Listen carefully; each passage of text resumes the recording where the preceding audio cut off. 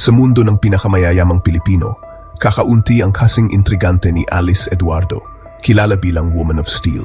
Sa bawat kwento ng yaman at tagumpay, may mga pangalan na agad sumisikat, ngunit kakaiba ang dating ni Alice. Hindi lang siya basta negosyante, siya ay isang alamat na nababalot ng hiwaga at respeto. Sa mga eksklusibong pagtitipon, palaging may bulungan kapag siya ay dumarating. Ano nga ba ang sikreto ng kanyang tagumpay? Sa likod ng kanyang tagumpay sa industriyang dominado ng mga lalaki, may ulap ng misteryo. Paano nga ba siya yumaman ng ganoon kabilis? Sa bawat gusaling na itayo, sa bawat kontratang napanalunan, tila may mga tanong na hindi agad masagot. Marami ang humahanga, ngunit marami rin ang nagtataka. Anong klaseng determinasyon at tapang ang meron siya para magtagumpay sa larangang ito? Bawat kilos niya, mula sa Rolls-Royce, Hermes bags hanggang sa piling ng mga celebrity, ay dagdag sa palaisipan. Ang kanyang presensya ay palaging napapansin at ang kanyang estilo ay pinag-uusapan. Hindi lang siya basta mayaman, siya ay simbolo ng kapangyarihan at karangyaan. Ngunit sa likod ng mga ito, may mga kwento ng sakripisyo at pagsubok na hindi alam ng marami. Ang kanyang kwento ay hindi lang tungkol sa tagumpay, kundi sa mga bulong ng kontrobersya at kabutihang loob na bumabalot sa kanyang imahe. Sa bawat headline, may kasamang tanong, totoo nga ba ang lahat ng naririnig natin? Sa kabila ng mga issue, hindi rin may kakaila ang dami ng natulungan niya, mula sa mga charity hanggang sa mga proyektong pangkomunidad. Sa paglalakbay natin sa mundo ni Alice Eduardo, susuriin natin ang contrast ng magaspang na construction at glamorosong high society. Makikita natin kung paano niya pinagsasabay ang dalawang magkaibang mundo, ang hirap ng pagpapatayo ng mga gusali at ang kinang ng mga sosyal na pagtitipon. Ano ang tunay na kwento sa likod ng kanyang tagumpay? Sino nga ba siya? Isang simbolo ng posibilidad o isang bugtong na hindi pa rin lubos na nalulutas? Sa mga susunod na sandali, susubukan nating tuklasin ang mga sagot at alamin kung paano nabuo ang alamat ng Woman of Steel, isang babaeng patuloy na nagbibigay inspirasyon at palaisipan sa marami. Bago siya naging Woman of Steel, si Alice Eduardo ay isang batang probinsyana na lumaki sa negosyo ng pamilya, garments, rice mill, bowling center. Mula pagkabata, aktibo na siyang kalahok, nagtitinda ng merienda, nag-abot ng score sheet at nagbebenta ng palay. Dito niya natutunan ang tunay na halaga ng sipag, pakikitungo sa tao at paghawak ng transaksyon. Bilang panganay, naging natural sa kanya ang responsibilidad at work ethic. Kasama niya sa pamilya ang kanyang mga kapatid, sina Melba, Small at Joel. Ang mga negosyo ng pamilya ang naging unang classroom niya, hands-on, walang shortcut. Ang simpleng buhay sa probinsya ang nagtanim ng pundasyon ng kanyang tagumpay. Dito nabuo ang sipag galing sa negosyo at matibay na sense of duty na magdadala sa kanya sa mas malaking mundo.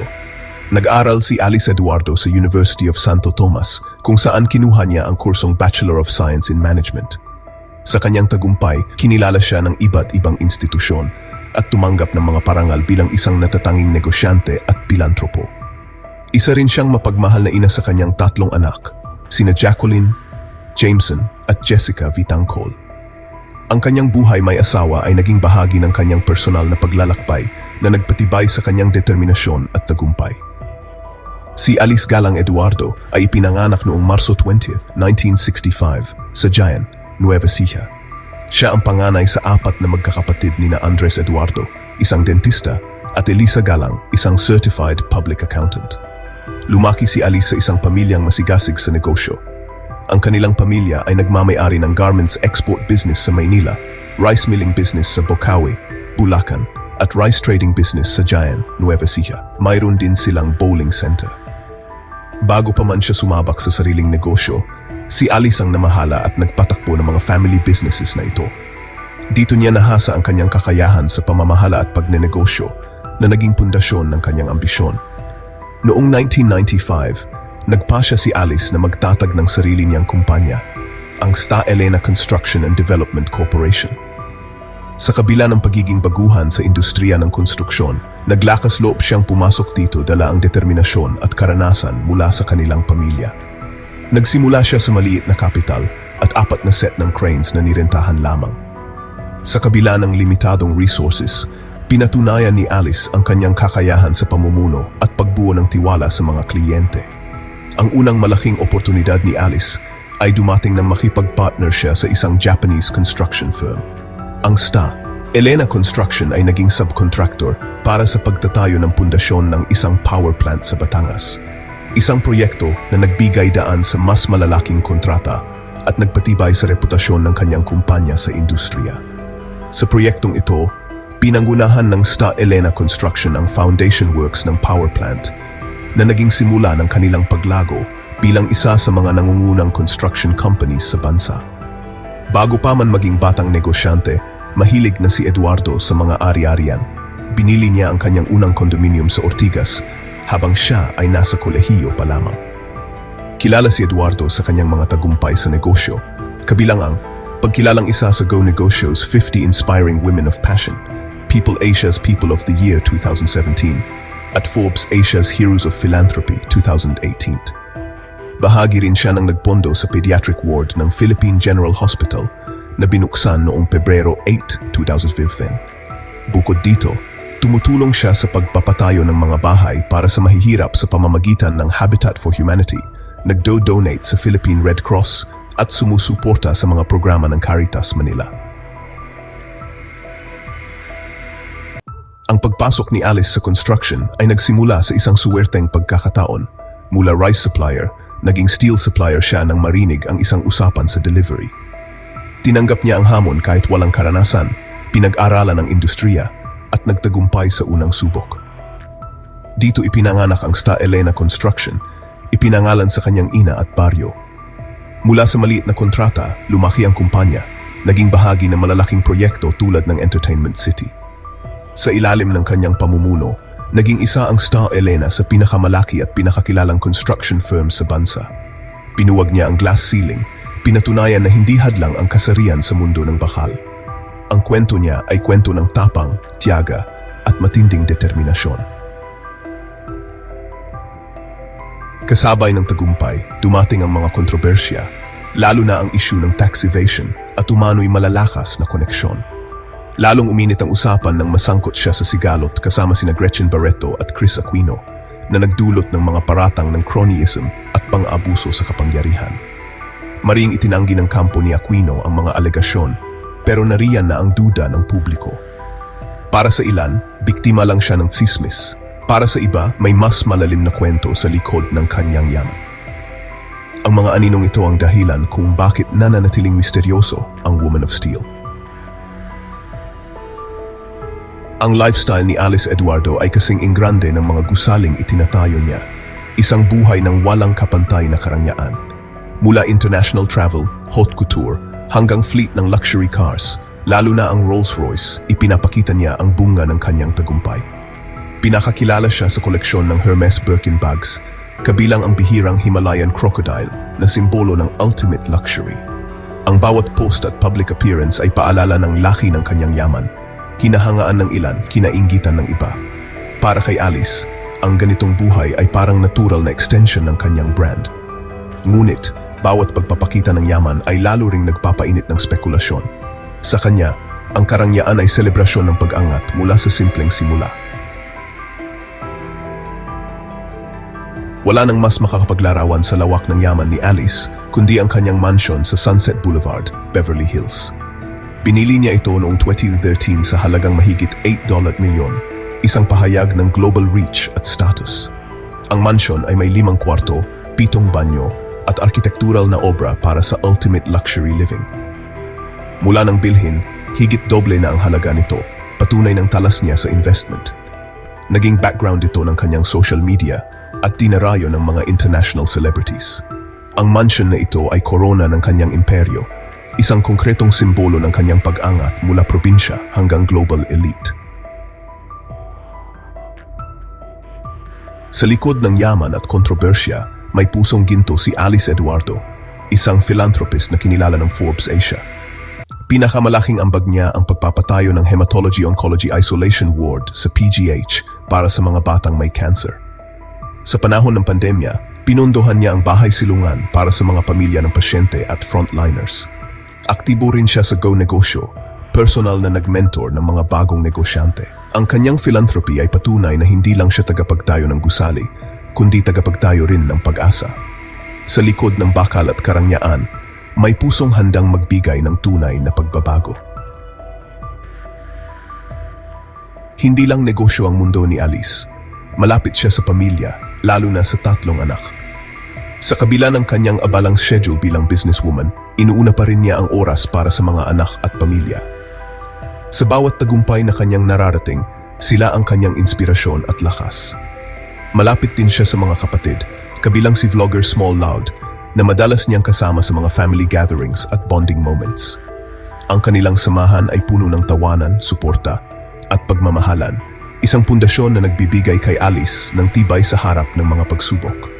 Kilala siya sa pagiging mapagbigay, hindi lang sa pamilya kundi pati sa mga tauhan, shopping sprees, cash prizes at engranding parties. Maraming empleyado at kaibigan ang nagkukuwento kung paano siya magbigay ng sorpresa at tulong, lalo na sa oras ng pangangailangan. Para kay Alice, ang tagumpay ay mas masarap kapag naibabahagi sa iba. Ang kanyang social circle ay binubuo ng A-list celebrities, politiko at mga kilalang personalidad sa lipunan. Madalas siyang makita sa mga high-profile events at exclusive gatherings, kung saan siya ay palaging welcome guest.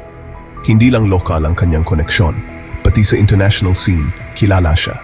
Nakikisalamuha siya sa mga global personalities tulad ng Hadid family na nagpapakita ng lawak ng kanyang network. Ang network na ito ay nagpapalawak ng kanyang impluensya, nagbibigay ng bagong oportunidad at nagbubukas ng pinto sa mas malalaking proyekto. Sa bawat event na kanyang dinadaluhan, nadaragdagan ang kanyang mga kaibigan at kakilala. Ngunit sa kabila ng kanyang visibility, nananatili ang misteryo ng kanyang tagumpay. Maraming nagtatanong kung paano niya napapanatili ang kanyang posisyon sa mundo ng negosyo at social scene. Para sa tagahanga, siya ay sophisticated at charming, isang huwaran ng modern Filipina na kayang pagsabayin ng pamilya, negosyo at social life. Para naman sa mga kritiko, posibleng may ginampanang papel ang mga koneksyon sa kanyang pagangat, isang tanong na laging laman ng usap-usapan. Ang kanyang social life ay hindi lang libangan. Ito ay bahagi ng kanyang imperyo, isang estratehiya na nagpapalakas sa kanyang negosyo at personal na brand. Sa bawat aspeto ng kanyang buhay, pamilya, kaibigan at kasikatan, nananatili siyang sentro ng usap-usapan at intrigue, isang babaeng hinahangaan at pinagtatahan ng marami. Sa pagtatapos ng ating paglalakbay, nananatiling hindi pa rin buo ang larawan ni Alice Eduardo, isang unfinished portrait na puno ng kontradiksyon at hiwaga. Sa bawat kwento at tagpo, tila mas lalo lamang lumalalim ang misteryo sa likod ng kanyang pangalan. Ang kanyang presensya ay parang aninong sumasabay sa liwanag ng lungsod, malinaw ngunit hindi mahuli-huli, palaging may natitirang tanong sa bawat sulyap. Nakita natin siya bilang negosyante, philanthropist, at socialite, mga papel na kanyang ginagampanan sa harap ng publiko. Ngunit sa kabila ng mga tagumpay at parangal, nananatiling malakas ang tanong, sino nga ba siya talaga? Ano ang mga kwentong hindi natin naririnig at anong bahagi ng kanyang pagkatawang sadyang itinatago? Ang kanyang buhay ay tila isang balanse ng inspirasyon at agamagam, isang kwento ng pagsusumikap, ngunit may kasamang bulong ng duda.